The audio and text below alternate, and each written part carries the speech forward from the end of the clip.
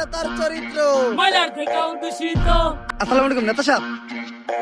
জি নেতা সাহেব, এই যে এই মাত্র আপনার নামে 5,000 মানুষের বিশাল এক মিছিল শেষ করলাম নেতা সাহেব।